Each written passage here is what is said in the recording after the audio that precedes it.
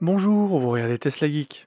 Ce jeudi 14 février, Tesla a mis à jour le configurateur en ligne de ses modèles 3 et modèle Y en Europe, dévoilant ainsi de nouvelles autonomies. Si j'avais déjà annoncé une hausse pour les modèles Y dans mes prochaines vidéos, je n'avais pas anticipé une baisse pour la modèle 3 grande autonomie. On verra ça ensemble dans le détail et essaierons de voir ce que ça cache. On verra aussi quelques changements dans le descriptif de ces modèles et quelques nouveautés dans les manuels. On parlera aussi en fin de vidéo de comment ces changements semblent confirmer l'ouverture de la Giga Berlin. Je vous l'avais dit, en 2022, on ne va pas s'ennuyer.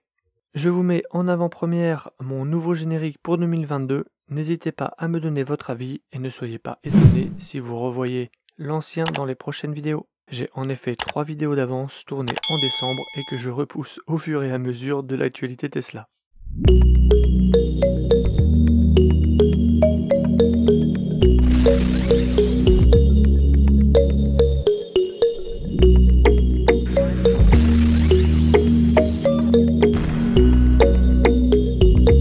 Rentrons directement dans le vif du sujet avec le modèle Y, qui voit son autonomie augmenter sur les deux versions proposées, mais pas autant qu'on l'attendait. En effet, le modèle Y grande autonomie passe de 507 km WLTP à 533 km WLTP et même 565 km avec les roues 19 pouces de série. C'est vraiment bien, il dépasse une modèle 3 grande autonomie de 2020 qui était à 560 km WLTP. Le Y Performance de son côté augmente aussi et passe de 480 km à 514 km WLTP. C'est pourtant moins que ce que j'attendais. En effet, le modèle Y à Hong Kong était déjà à 542 km pour la version Long Range et 528 pour la version Performance. La Model 3 Long Range suit la même tendance et voit son autonomie baisser, passant de 614 à 602 km WLTP.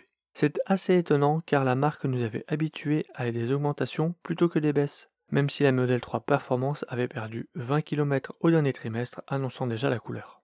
Si vous avez suivi mes vidéos road trip, vous savez que ces autonomies sont amplement suffisantes pour voyager et traverser la France. Et ce n'est pas les quelques kilomètres d'autonomie perdus qui changeront grand chose. Mais vous commencez à me connaître et j'aime bien en savoir plus et comprendre le pourquoi du comment. Comment expliquer ces changements d'autonomie? Deux arguments sont annoncés dans la presse par un énigmatique porte-parole de la marque. La première est le passage des Y et Model 3 sur un pack batterie unique LG haute densité 5L d'une capacité autour de 79 ou 80 kWh, disons 80, contre 82 pour le pack Panasonic haute densité.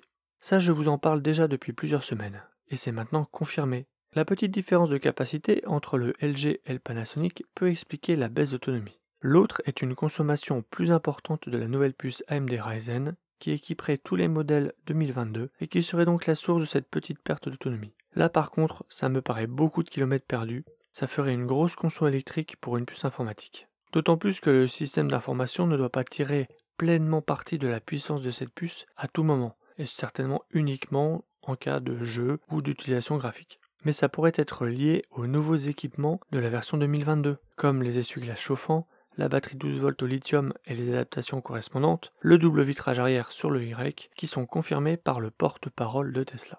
En allant dans le détail, il y a pourtant des incohérences dans ces explications. À première vue, sur le Y, l'explication se tient. On a une homologation à Hong Kong de 2021 à 542 km. On ajoute les changements de 2022 et on obtient une autonomie annoncée à 533. Ça se tient. Sauf qu'à Hong Kong, l'autonomie est toujours à 542 pour 2022 pour le Y Long Range. Et quand ces nouveautés sont arrivées sur les Y-Perf chinois fin décembre, il n'y a pas eu d'ajustement d'autonomie. Donc soit le configurateur à Hong Kong n'est pas encore à jour pour 2022, mais il l'est pour la Model 3, soit les équipements 2022 n'ont en fait pas d'impact, et c'est la version européenne qui a une particularité. Ça pourrait être une nouvelle homologation du pack LG, un bridage ou une modification de buffer pour ce pack. Mais pourquoi seulement en Europe ?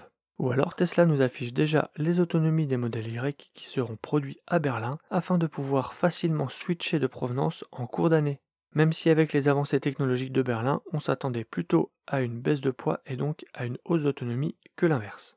En tout cas, le Y-Perf est disponible dès le mois de mars en blanc et en noir, mais seulement dès mai pour les autres couleurs, ce qui va dans le sens d'une rumeur d'un début de production à Berlin du modèle Y-Perf dans ces deux couleurs noir et blanc uniquement. Je vous en avais parlé dans une précédente vidéo.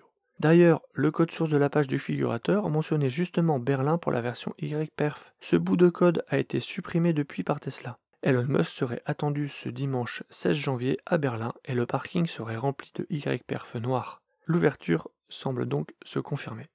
Concernant la Model 3, j'ai aussi du mal à y voir clair car seule l'autonomie de la long range a changé. Les autres ont changé au trimestre précédent. Donc soit les équipements 2022 ont un impact et ils ont été anticipés et affichés dès la fin 2021 sur la propulsion et la perf, mais pas sur la LR.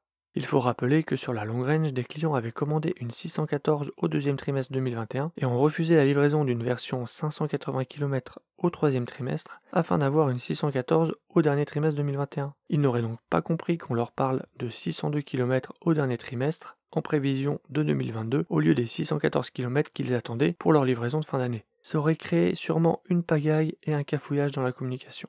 Ou alors, comme pour le Y, les équipements 2022 n'ont pas d'impact et seule la LR a un changement, peut-être au niveau du moteur ou ailleurs. Rappelons-le, les modèles 3 long range livrés au dernier trimestre 2021 étaient déjà équipés du pack LG 80 kWh et pourtant donnés à 614 km WLTP.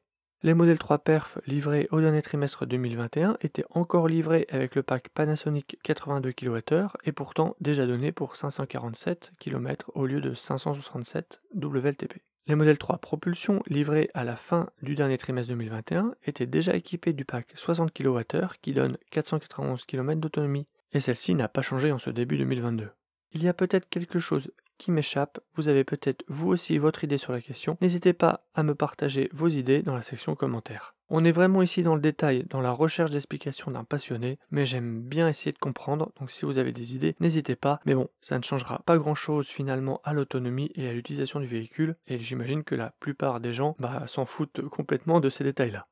Model Y et Model 3 ont aussi un changement au niveau du système audio premium, qui passe de 14 à 13 haut-parleurs. Le site de Tesla fait aussi mention maintenant de la fonctionnalité caméra en direct qui permet de surveiller les alentours de son véhicule à distance et de parler via le haut-parleur du véhicule. Quant au port USB-C de la console centrale, le site fait mention de ports de recharge. J'ignore comment ces ports étaient présentés avant, mais ça semble confirmer la suppression définitive de la fonction data de ces ports USB. On fera un point complet dans une prochaine vidéo dédiée.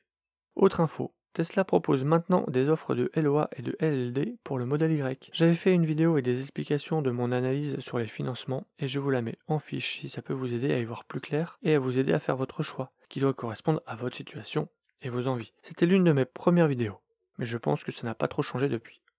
Toujours sur le modèle Y, le manuel d'utilisation américain fait maintenant mention d'un pack structurel, ce qui indiquerait que le début de la production de cette version à la Giga Texas serait imminente. Ce nouveau pack n'est pas constitué de modules, mais de cellules 4680 dont l'enveloppe fait office de structure en nid d'abeille pour participer à la rigidité du pack et à la rigidité du plancher de la voiture. Ce procédé devrait avoir un effet bénéfique sur le poids et l'autonomie. Pour autant, le configurateur en ligne n'est pas encore à jour, et Tesla devrait d'abord faire homologuer ce nouveau pack, ce qui semble pas encore être le cas. Autre trouvaille du manuel du modèle Y, mais cette fois dans le manuel de ceux fabriqués à Shanghai, l'ajout de crochets de coffre dans le coffre arrière, 2 à l'avant et 2 à l'arrière. Le store en ligne ne propose pas encore de filet, mais ça pourrait ne pas tarder. Le manuel mentionnait déjà un cache-bagages, je vous en avais parlé dans une précédente vidéo. Voici un résumé des infos de ce 14 janvier. Je vous l'avais dit, on ne va pas s'ennuyer avec Tesla en 2022. N'hésitez pas à vous abonner pour ne pas rater mes prochaines vidéos, à jeter un œil au bon plan en description, et je vous dis à bientôt pour une prochaine vidéo.